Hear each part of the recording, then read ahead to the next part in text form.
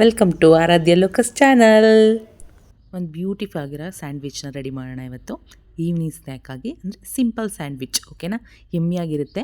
So ಏನೇನು ಬೇಕೋ ನೋಡ್ಕೊಳ್ಳೋಣ. ಈರುಳ್ಳಿ, ಟೊಮೆಟೊ, ಕೊತ್ತಂಬರಿ, ಜೀರಿಗೆ, ಹಾಗೆ ಮೆಣಸಿನ್ಕಾಯಿ, ಓಕೆನಾ? ಸೊ ಬಾಣಲೆ ಇಟ್ಟು ಅದ್ರ ಮೇಲೆ ಈರುಳ್ಳಿ ಹಾಕಿ ಚೆನ್ನಾಗಿ ಫ್ರೈ ಮಾಡಿ, ಅದಾದಮೇಲೆ ಮೆಣಸಿನ್ಕಾಯಿ ಚೆನ್ನಾಗಿ ನೀಟಾಗಿ ಚಾಪ್ ಮಾಡಿಕೊಂಡು ಅದನ್ನು ಅದರೊಳಗಡೆ ಹಾಕ್ಕೊಳ್ಳಿ. ಅದಾದಮೇಲೆ ಟೊಮೆಟೊ, ಕೊತ್ತಂಬರಿನ ಹಾಕಿ ನೀಟಾಗಿ ಫ್ರೈ ಮಾಡಿ, ಚೆನ್ನಾಗಿ ಫ್ರೈ ಆಗಬೇಕದು. ಸೊ ಎಣ್ಣೆ ಬಿಡ್ಕೋಬೇಕು, ಅಂದರೆ ಬೆಂದು ಚೆನ್ನಾಗಿ ಎಣ್ಣೆ ಬಿಡ್ಕೋಬೇಕು. ಆವಾಗ ಟೇಸ್ಟ್ ತುಂಬ ಚೆನ್ನಾಗಂತ ಅನಿಸುತ್ತೆ, ತಿನ್ನೋಕ್ಕೂ ಚೆನ್ನಾಗಿರುತ್ತೆ. ಅದಾದಮೇಲೆ ಉಪ್ಪು ಹಾಕಬೇಕು.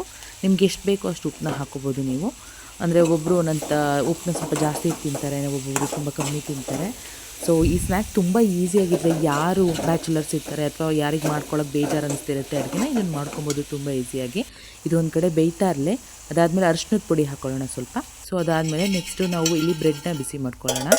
ಸೊ ನಾವೊಂದು ಕಾವಲಿ ಇಟ್ಟಿದ್ದೀನಿ, ಅದಕ್ಕೆ ಎಣ್ಣೆ ಸವರಿ ನಾವು ಬ್ರೆಡ್ ಬಿಸಿ ಮಾಡ್ಕೊಳ್ಳೋಣ. ಬ್ರೆಡ್ನ ಶಾಲೋ ಫ್ರೈ ಮಾಡ್ಕೋಬೇಕು, ಓಕೆನಾ?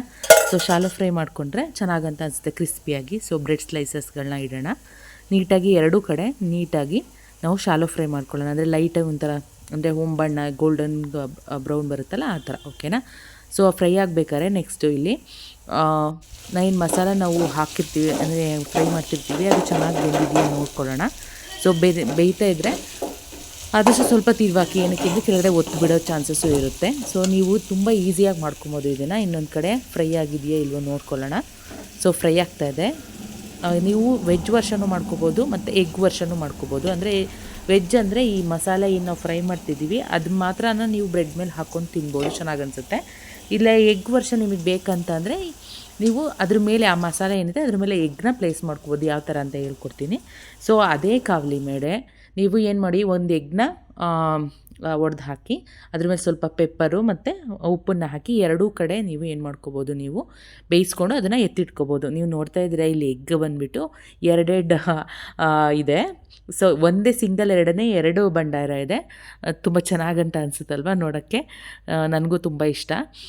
ಎರಡೂ ಕಡೆ ಈ ಥರ ಪೆಪ್ಪರ್ ಹಾಕ್ಕೊಂಡು ಅಥವಾ ಖಾರದ ಪುಡಿನ ಹಾಕ್ಕೊಂಡು ನೀವು ನಿಮಗೆ ಎಷ್ಟು ಬೇಕೋ ಅಷ್ಟು ಖಾರ, ಓಕೆನಾ, ಹಾಕ್ಕೊಂಡು ಎರಡೂ ಕಡೆ ನೀಟಾಗಿ ಬೇಯಿಸಿಟ್ಕೊಂಡು ತೆಗೆದಿಟ್ಕೊಳ್ಳಿ. ಸೊ ನೆಕ್ಸ್ಟ್ ಅದಾದಮೇಲೆ ಏನು ಬ್ರೆಡ್ನ ನಾವು ರೋಸ್ಟ್ ಮಾಡಿರ್ತೀವಿ, ಆ ಬ್ರೆಡ್ ಮೇಲೆ ಆ ಮಸಾಲೆ ಏನಿದೆ ರೆಡಿಯಾಗಿರೋವಂಥ ಮಸಾಲ ಅದನ್ನು ನೀಟಾಗಿ ಸ್ಪ್ರೆಡ್ ಮಾಡ್ಕೋಬೇಕು. ಅಂದರೆ ಸ್ಕ್ವೇರ್ ಶೇಪಲ್ಲಿ ನೀಟಾಗಿ ಸ್ಪ್ರೆಡ್ ಮಾಡ್ಕೋಬೇಕು. ಆ ಸ್ಪ್ರೆಡ್ ಮಾಡ್ಕೊಂಡಾಗ ನಿಮಗೆ ಏನಾಗುತ್ತೆ, ನೀಟಾಗಿ ಎಲ್ಲ ಕಡೆ ಸ್ಪ್ರೆಡ್ ಮಾಡ್ಕೊಂಡಾಗ ಟೇಸ್ಟ್ ತುಂಬ ಚೆನ್ನಾಗಂತ ಅನಿಸುತ್ತೆ. ಸೊ ನೀಟಾಗಿ ಸ್ಪ್ರೆಡ್ ಮಾಡ್ಕೊಂಡಾದಮೇಲೆ ನಾವೇನು ಇನ್ನೊಂದು ಬ್ರೆಡ್ ಸ್ಲೈಸ್ ಇಟ್ಕೊಂಡಿದ್ದೀವಿ ಅದನ್ನು ಇದ್ರ ಮೇಲೆ ಏನು ಮಾಡ್ಕೋಬೇಕು, ನೀವು ಪ್ಲೇಸ್ ಮಾಡ್ಕೋಬೇಕು.